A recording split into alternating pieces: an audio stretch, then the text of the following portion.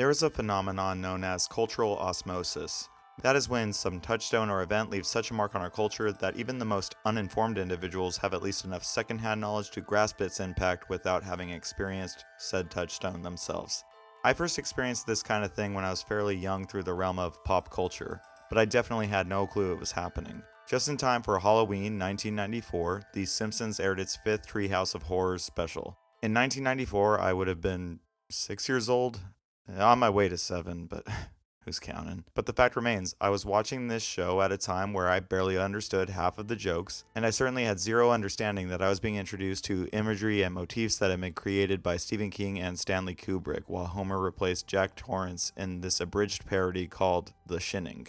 You mean Shining? Shh! You wanna get sued? The Shining was released as a novel in 1997, and the movie came shortly after in 1980, but I had no idea that this TV show that I was watching for its bright colors and edgy attitude, at least for the time it came out, was regurgitating a story that was, by the time of that Simpsons episode, almost 20 years old. As I got older and more interested in film and literature, I made my way through a lot of the classics, and while reading The Shining, something clicked. I knew this story, and it was all from a TV show that I had watched years before. This would be far from the last time this kind of thing happened. I knew all about Rosebud long before I saw Citizen Kane. Is his sled. It was his sled from when he was a kid. I knew the dramatic Jaws theme before ever seeing that film. And even Arnold's classic Hasta la Vista Baby had been burned into my social consciousness long before I saw Terminator 2. Illusions and parodies are everywhere in media. And as the current state of the entertainment industry lends itself to constantly looking for new ways to sell us tried and true ideas, it can sometimes be hard to know when something is wholly original. I'm ashamed to admit this, but when I first heard Forget Me Nots by Patrice Rushen, I asked my mom why this song was copying Will Smith's Men in Black theme, not knowing that this track was the inspiration to the movie track, and that Patrice's song predated that particular abomination by 15 years. I was an idiot when I was a kid, and while it's gotten a little better with time, I still have my moments where I question my intelligence on a fairly regular basis. But all that brings me to today. I recently played through Valkyrie Elysium, and I covered it on this channel, so you can check that video out too if you haven't seen it, and, maybe subscribe while you're at it. But while I enjoyed my time with this game's combat and a few other pieces of its design, I had no idea that this title with the tagline of "Here begins a tale of a new Valkyrie" had all but lifted the majority of its storytelling devices from the first game of its franchise. That is, until I played the recent re-release of Valkyrie Profile Lenneth. I never played the original back in 2000, at least for the US release. And I didn't have a PSP in 2006 when this particular version of the game was originally released. By the time I got into RPGs, Valkyrie Profile was already something that had passed. I had heard whispers about its storytelling and combat, but the larger landscape looked back at it as if it was a cult classic by this time, and an experimental oddity. And the few screenshots that I had seen of the game, it just looked like it belonged to a different era when compared to its contemporaries of Final Fantasy X, Kingdom Hearts, and even something as odd as Suikoden 3.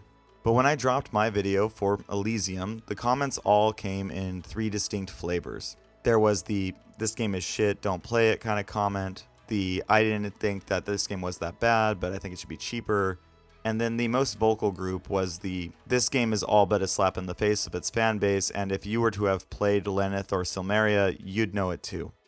So here I am, on the other side of playing the game, and in a lot of ways, I understand all 3 perspectives. Elysium was definitely rough around the edges and a bit mediocre, with design choices that betrayed its shoestring budget.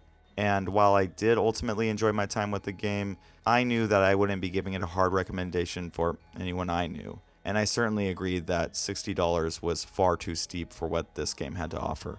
And then most importantly, I now recognize that this game, while sharing some surface level similarities with the past games in the franchise, is a pretty radical departure from what longtime fans have come to love. I should say that Valkyrie Profile has been on my radar for some time now. I love RPGs, so I like to look back in order to understand where this genre came from, and play some of the more esoteric titles in the genre, stuff like Moon or Contact, things like Shadow Hearts. But one of the major things that kind of always pushed me back from this particular game was the fact that Tri-Ace developed it. I liked Radiata stories quite a bit at the tail end of the PS2 life cycle, and Star Ocean 3 was pretty cool for the time that it came out. But by the time that the Xbox 360 and PS3 generation was in full effect, trying things like Infinite Undiscovery, Star Ocean 4... Edgy. I want to take nappy time with you, okay? Or even Tri-Crescendos, a company that originally did all the sound design for Tri-Ace and eventually went on to do their own game, Eternal Sonata. I wrote off the studio and its output as no longer for me. I wanna take nappy time. But shortly after playing Elysium, Lenneth was made available for the PS5, and I decided it was time to give it a shot. So after all these years, what is Valkyrie Profile, or more specifically, Valkyrie Profile Lenneth? The quick back-of-the-box rundown is that VP is a turn-based RPG/2D platformer, kind of similar to something like Castlevania 2 Simon's Quest. I'll specify why I chose that particular example a little later in the video, but you could substitute it with that all-too worn-out portmanteau of Metroidvania. Ugh. And thanks Scott Sharkey for that one, as that's just become something of a buzzword, hasn't it? And it is that merging of genres that makes this game notable for the time that it came out. This is one of the early adopters in the genre of foregoing random encounters, something that has become something of a standard in recent years, especially as the genre has been embracing more and more action-oriented standards. And Valkyrie Profile implemented its 2D platforming roots to transfer from hopping and bopping directly into turn-based battles. The art style is also notable as it continues to use sprites that were this team's bread and butter with both of their previous Star Ocean games. And even though on a technical level this game does use some rudimentary 3D effects, it keeps everything grounded with crisp backgrounds and expressive sprites. The character portraits that are used to show more nuanced emotion, however, yeah, these are a little bit more hit or miss. Lapis, grant my heart's desire! The presentation in this game is a little all over the place, especially in this version that is a re-release of the PSP version, as the game utilizes gorgeous sprite work, but because of the original hardware that this game and its update were released on, you'll sometimes see that weird underwater style texture warping all before this game transitions into full CGI that has suffered from artifacting and that extra weirdness that comes from a lack of lip syncing. I wonder if I'll ever be able to understand you. Overall, the look of the game works, but there is just one too many things fighting it with this re-release. The texture warping from the PS1, the sprite stretching from the PSP version, the artifacting when the 2006 version flexed its budget. In some ways, this is starting to feel like a picture of a picture of a picture, but it only slightly distracts at its worst, and at its best, the game still manages to look great, even on modern hardware. And then there is the combat. Valkyrie Profile definitely has a unique system. Allies and enemies all take turns at once, where it is first your party's turn and then it is the enemy's turn. Granted that you get the preemptive strike in the dungeon. But then this game utilizes each of the 4 face buttons to represent a corresponding party member. And tapping these in specific orders nets you combos depending on if you can time the individual blows in such a way that they all line up. At first, when the game is getting started, this is pretty underwhelming, and it kind of reminded me of the early hours with Final Fantasy X-2's chain system. But as more abilities and gear are made available, Marvel vs. Capcom 3-length combos become possible, landing combo strings that go well into double digits. And it's just really satisfying. And the way that this game allows for you to build your characters your way, it can lead to some really satisfying team composition and some real strategic depth. All of these things come together in a way that even now in 2023, it still feels fairly novel. And very early on, I can see how this game's combat, art style, character building, and 2D gameplay are fondly remembered. But from what I've gathered, it is really the storytelling and the way that this game is structured that are responsible for this game's die-hard cult following. But it was through navigating this game's story that I started having that feeling of cultural osmosis, as everything this game was doing had been appropriated, or maybe a better word for it is misappropriated, for Elysium. I'm going to issue a spoiler warning for both games right now. I don't really care too much about spoiling a game from 2000, but Elysium is still pretty new, so here is the timestamp for where I stopped talking about the plot. Even though if you are playing Elysium for its plot, you're kind of fucking up.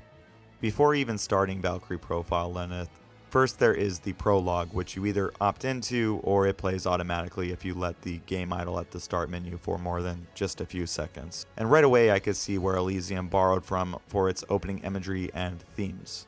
The opening shows us a young girl, Platina, who is being neglected and mistreated by her mother and father, before her childhood friend Lucian sneaks into her bedroom at night to inform Platina that her parents have sold her into slavery. Armed with this knowledge, Lucian helps her escape into the woods, while Platina struggles to grasp her situation. And this is all before Lucian asks a really inappropriate question given the circumstances. You've seen the Men in Black, haven't you? The pair then continues to run off into the night before encountering a beautiful field of flowers called Weeping Lilies. But tragedy strikes as this field proves to be poisonous, and the toxic pollen goes on to claim Platina's life. This whole opening is sad and sour to the point where it gave me an almost Grave of the Fireflies kind of vibe, as these children can recognize the predicament that they're in, but they have no way of navigating it, and certainly no one that they can trust, forcing them further into tragedy. Right away, this meadow holds significance to Valkyrie Profile. And as the plot continues to evolve, this place only grows in importance, as this place is the anchor that serves for our main character's plot development in this game, a Valkyrie named Lenneth, who in reality is Platina, but that much should be pretty obvious, after she has been made into a vessel to serve Odin, unaware of her life before this servitude. In seeing this place and the way that Lenneth develops around it over the course of Valkyrie Profile's narrative, I could start to understand Elysium's mishandling of the source material. Elysium uses these flowers as nothing more than cheap iconography, going as far as to even place the tutorial in it without context, and then later using it as a place to emulate Valkyrie Profile's narrative by having it be the same place that Elysium's Valkyrie, Nora, also died as a human. But Profile earned the significance of this place through not only making the player aware of its importance long before Lenneth understood it, but by placing pivotal moments of her development directly in this place. But where Profile took its time to make this place significant, Elysium just throws it out for the big reveal that Nora also died here.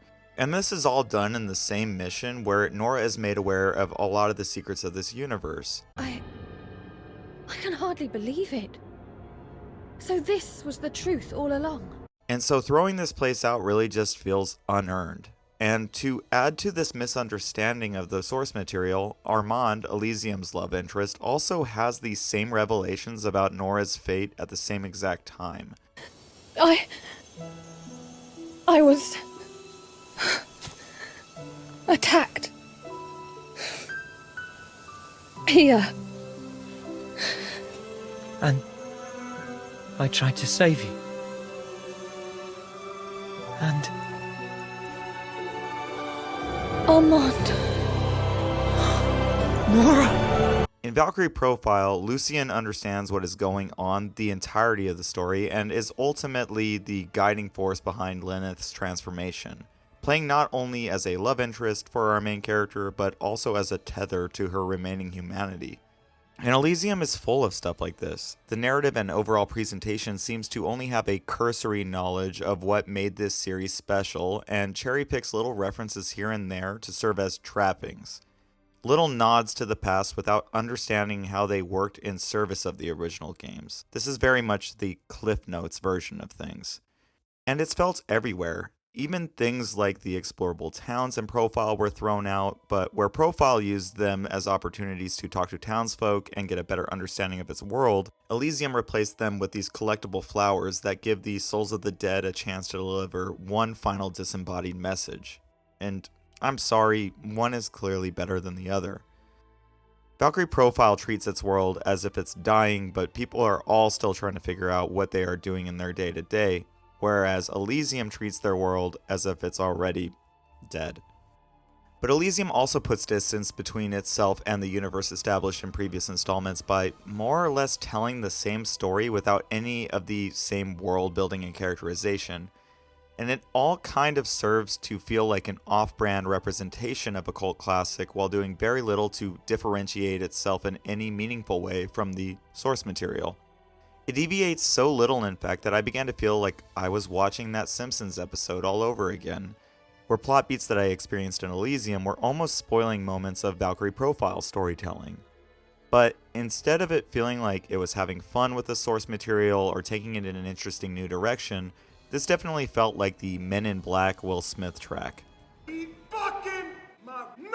A product that borrowed the soul of another property while mainly missing the point of what made the original a standout, all just while serving no other purpose than to sell tickets in order to make money.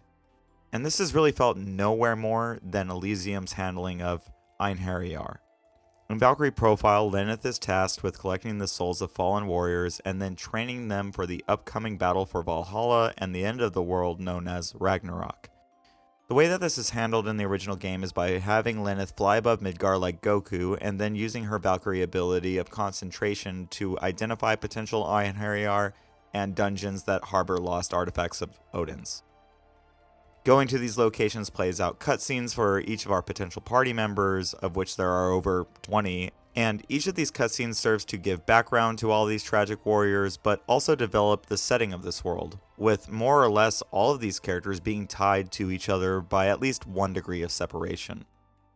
These tales run the gamut of being extremely personal, political, stories of redemption, stories of loss and grief, and stories about both the ugly and beautiful parts of being human. And the majority of these work very well, with the main thing holding some of them back coming in the form of inconsistent voice acting and some kind of dubious character portraits in some moments. Ye know me, and if ye do not, ye shall be made to know me. I'm not going to rip a game from 2000 apart too hard for having poor voice acting. And in a lot of ways, this is one of the earlier examples of having this much voice acting in an RPG. But this definitely is amateur hour in some moments, with the majority of the voice actors being familiar faces from the 4Kids Entertainment stable. You'll definitely recognize some of these voices if you've watched the American dubs for things like Pokemon or Yu-Gi-Oh! Growing up, so they aren't all horrible, but the direction for these actors is really all over the place, with more than a few standing out for all the wrong reasons, sometimes going as far as to take otherwise heartfelt and poignant moments and transforming them into unintentional comedy. Lapis, grant my heart's desire. I guess in this regard, Elysium just really sticks to its roots, with its stiff and weird voice acting as well, even though Profile certainly does win out in terms of writing. But it isn't just these introductions to these Einherjar that make them stand out, as training them for Ragnarok comes with a certain weight mechanically. Profile functions with a time limit, and not just narratively, but it is also built into the gameplay, as every action you take takes you one period closer to the end, with the ultimate goal being to transfer at least one Einherjar to Valhalla by the end of each of this game's 8 chapters. At the beginning of each of these chapters, Freya tasks Lenneth with sending a character to Valhalla with certain skills and hero values by chapter's end. And in order to do this, you'll not only have to identify which Einherjar you're leveling up in particular ways, but you are also choosing one warrior to give up from your roster for the rest of the game in doing so. And this creates pretty cool relationships with these characters, as each of them has their own distinct animations, battle quips, even though most of these grate to the point of being almost ironic comedy by the end, they're just reused too often. To my side, my noble Einherjar. A point that this re-release is all too aware of. It was ridiculous and just almost too much by the end of my nearly 60 hours of the game. But these characters are differentiated by these quips and by the animations, and they even come with their own unique finishing moves. And this system always keeps the game interesting, and I always kept a slot rotating with whichever character I was going to be sending up to Valhalla by chapter's end. And through the process of leveling them up, I grew attached mechanically to the different animations and timings required to make the most of them. And between this mechanical attachment and the emotional attachment that comes from their backstories, there was always a certain sense of finality I felt when I knew I wouldn't be having them in my party ever again. And this would hurt doubly when I would think about all the time I had taken in making certain that their stats were not only good enough to serve for their journey to Valhalla, but also making them viable party members through the chapter's dungeons. And it's a really cool system, it's good shit. But it is a far cry from how Elysium tackled its tight cast of only 4 Einherjar. First, you don't end up with a full party until you've made quite some progress into the story, so getting the most out of the combat system takes some time. And Elysium mostly used the characters as elemental buffs and area of effect attacks in terms of combat, so they felt a little less like characters in the thick of things. And instead of training these characters, your meeting them seems almost incidental, and like a slight perk in Nora's quest to purify the souls of corrupted monsters. I am a Valkyrie. Odin has commanded me to purify the souls of the undead. Nora still has to use her power of concentration in order to progress through the game and find these 4 warriors, but this is treated as busy work and something to just break up the linear nature of most of the levels. Even if the fragments you collect give you some insight into what your party's situation was before their death, but in order to get the full backstory for your Einherjar in Elysium, you have to do character-specific side missions in order to unlock their memories, audio dramas that flesh out these characters further. And while there is some substance here to be sure, they ultimately fail to compete with the scenes that play out in the original game. In Elysium, these feel like glorified bios, and by having these characters be static mechanically, they fail to pack the same punch as even the most uninteresting characters in Lenneth. And I liked some of these characters in Elysium, but by hiding their stories in a menu, failing to show instead of tell their backstories, and by making them far more utility driven in battle, these characters mostly served as a peanut gallery in a lot of scenes, and as non-corporeal power-ups in combat. Elysium really does kneecap these characters from realizing their full potential. And that is really my overall feeling I had about Elysium after finishing Lenneth, that this new game was really just coasting off the successes from the franchise's past. That everything in Elysium's narrative and design choices were being used as a way to establish credibility and justify its own existence, whereas with Lenneth, these were all choices that were done in order to tell a rather unique story. And this is felt everywhere in Elysium. Battle quips that serve as callbacks to Lenneth, spells being named after attacks in the original game, even though oddly some of them weren't. Ultimate attacks serving as nothing more than fan service, and even strange choices such as having Elysium's hard mode implement a CP system in which you toggle abilities off and on, similarly to how characters were built in Valkyrie Profile. But again, this serves to show further misunderstanding of the source material, as Elysium's system only ever served to be annoying instead of holding any type of strategic depth. And it is really in the handling of both games' storytelling where this fan service first approach seemed to fail. At its core, Lenneth's story is one about rediscovering one's humanity, and this is paced out beautifully over many hours, whereas Elysium's reveal just kind of serves as a straight-to-DVD version of it. I initially left Elysium finding a lot of its storytelling to be hollow and bare bones, but now that I have seen what this game was imitating, I now see the storytelling in the same way that I felt with Star Wars Force Awakens. All of the successes of Elysium is riding on the previous success of a team that made something in earnest, while this story is trying to capitalize on fan service, despite it being obvious that a lot of the writing betrayed the fact that it was written by people that clearly weren't fans of the source material to begin with. But none of this truly bothered me to the same degree that it seems to have bothered the fan base. And that is simply because I am not really a fan of this franchise at this point. Don't get me wrong, I think that Elysium was a bit of a mess, but I enjoyed my time with the game's combat enough to play it completely, even going back to platinum the game. And even after playing Lenneth, I don't feel like Elysium was the slap in the face that others had told me it was. This just was an experiment in the franchise, and while it may have been a bit misguided, I now view it in the same way that I view things like Dragon Quest Heroes or Persona 5 Strikers, a reimagining of a beloved franchise with an emphasis on mostly straightforward combat. And I do think Valkyrie Profile is a great game, and I totally understand how it achieved its status as a cult classic.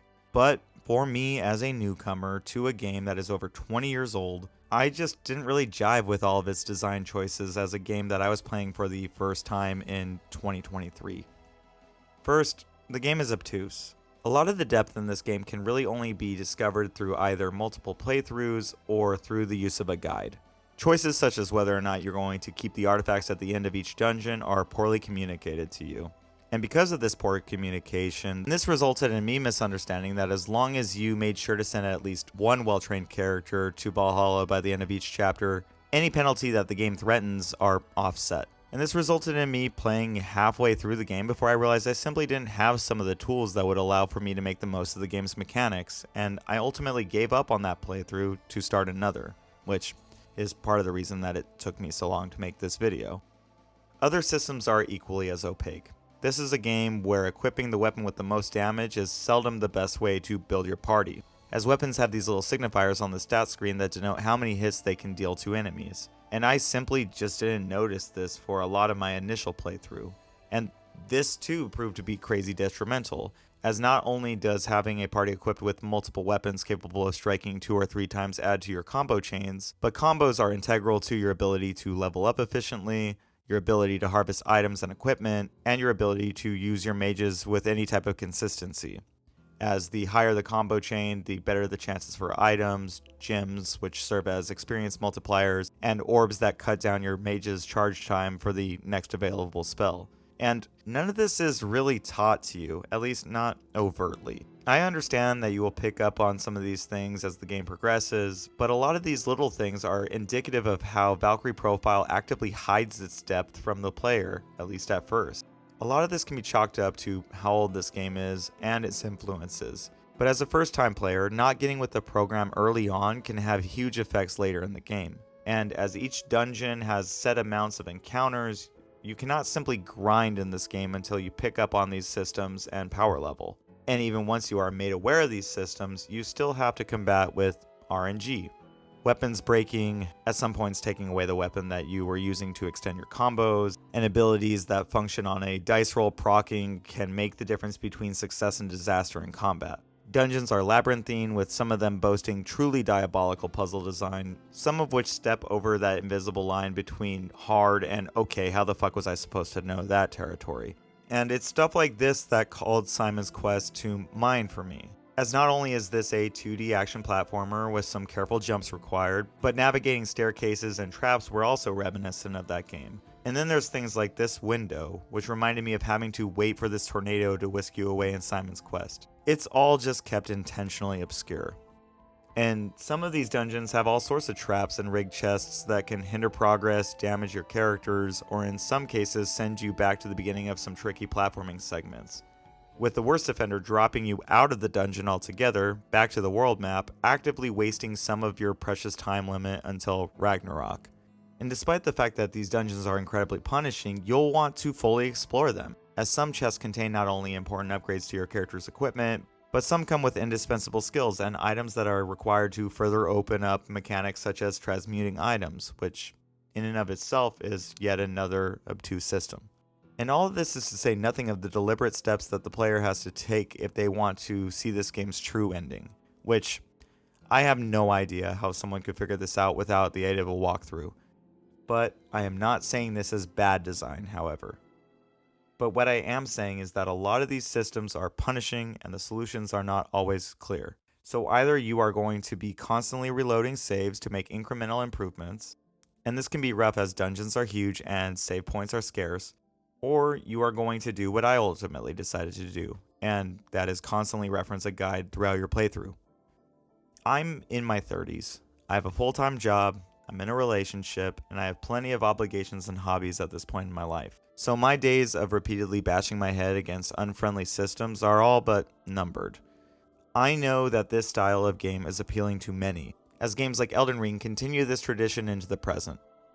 But in my case, this game was actively pushing against me to the point where I was unsure of whether or not I was going to finish this title. And I definitely would have given up if it weren't for this guide and for another key feature of this particular version of the game that I will talk about a little later. But this takes me to yet another point, and that is the idea of games that all but require guides. I'll use Elden Ring as an example. Sure, you can absolutely beat that game without using a guide. I get it. but completing every side quest, finding all the best weapons, and even things like coming up with specific builds are insanely hard to imagine for most players without at least some sort of direction. Whenever I've approached a Souls game, my friends always ask, which build are you going to run? And I always find that to be a loaded question. I like to play games and discover things on my own.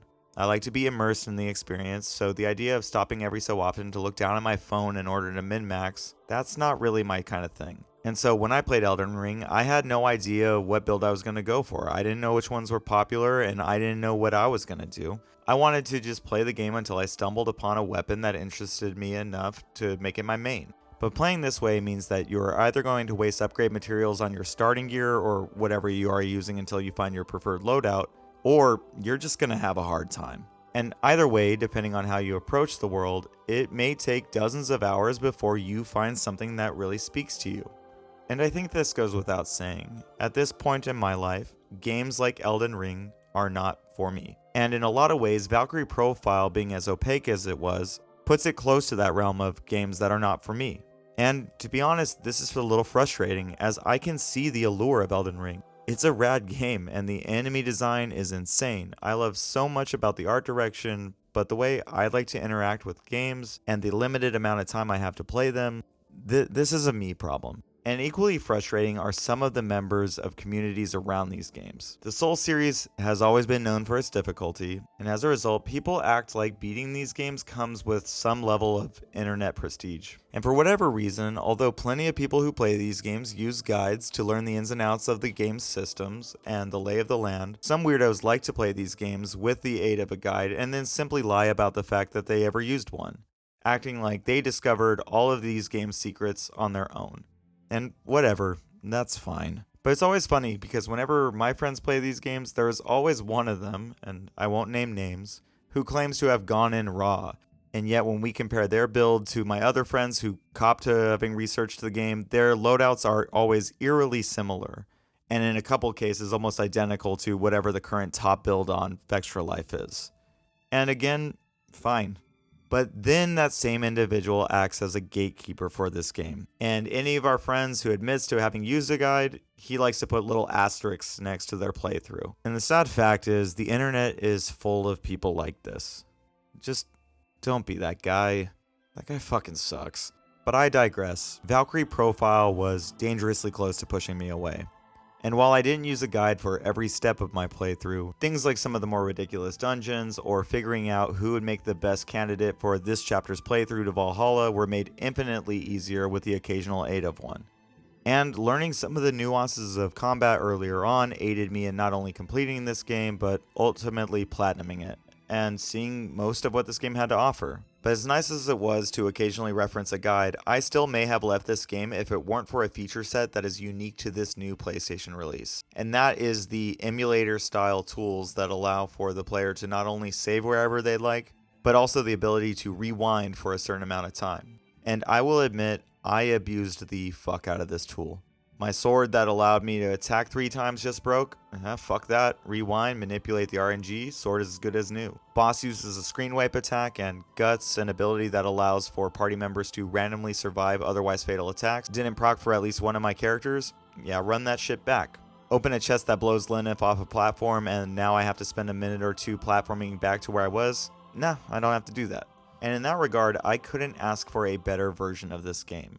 I liked the art style, I liked the combat a lot once I wrapped my head around it, even though I do think certain encounters do require a little bit too much good RNG, and the combo system is just incredible. Juggling enemies over and over again is just always going to be great fun, even if it is a bit horrifying when you do it to a human character.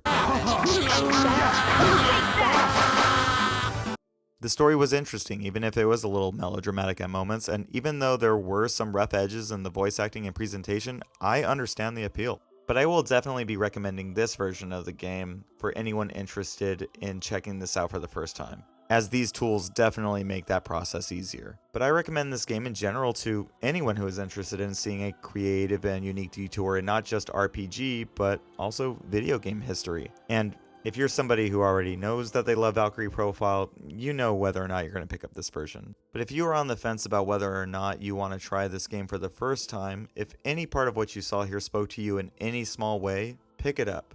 This game has the reputation it has for a reason. Even playing this game in 2023, I was surprised by how often this game came across as fresh and even one of a kind. And a lot of people feel this way, as even games like Indivisible have come out of the indie space as a love letter to this experimental RPG and its combat. This game is well loved, and I certainly had more than a few moments where I was genuinely impressed, even if the game was a little hard for me to get used to by modern standards. But thankfully, because of these quality of life improvements and the new tools in this version, it couldn't have been easier for me to learn the game and enjoy it for what it was, even if using these tools did put an asterisk next to my playthrough. Luckily though, I don't really give a fuck. If you made it to the end of this video, thank you for watching, and as always, it is greatly appreciated. You may have noticed that this video took a little bit longer for me to get out than usual. And while I certainly had some struggles with this game and had to give up half a playthrough, I did come to enjoy it, but that is not the reason for the delay. Like many people, I am currently struggling with maintaining a proper work/life balance, and I'm hoping that fairly soon I will have this remedied. If this is your first time to the channel, I hope you enjoyed the video, and if you did, please comment, like, subscribe, all of the YouTube stuff. You know how it goes. And if you're a regular, happy to see you again. And either way, I hope all of you have a beautiful day, and you're all beautiful people.